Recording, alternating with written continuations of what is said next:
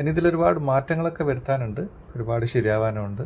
നിങ്ങൾ കാണുന്നില്ലേ ഫ്രണ്ടിൽ ഒരു എന്താ പറയുക, ഒരു ഗ്രെയിൻസൊക്കെ പോലെ അതിൻ്റെ പേസ്റ്റിങ് ശരിയായിട്ടില്ല. ഇനി ഇതിൻ്റെ കളർ സെറ്റിംഗ് മാറ്റാനുണ്ട്. നിങ്ങൾ ഈ കാണുന്ന ഫ്രണ്ട് ഭാഗത്ത് ഒരു നല്ലൊരു പ്രിൻ്റ് കൂടി വരും. അത് എന്തെങ്കിലും നല്ല പ്രിൻ്റ് കണ്ടെത്തണം.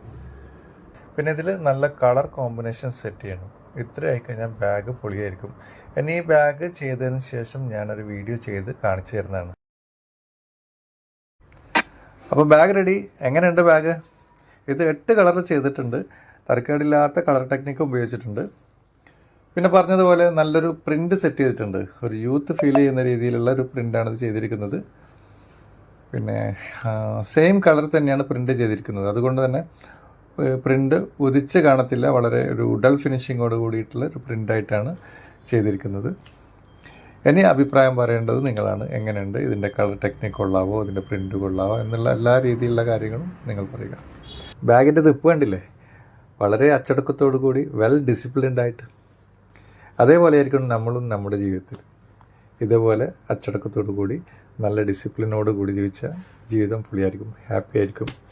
അപ്പോൾ ഓക്കെ, ഹാപ്പി ബാഗ് ലൈഫ്.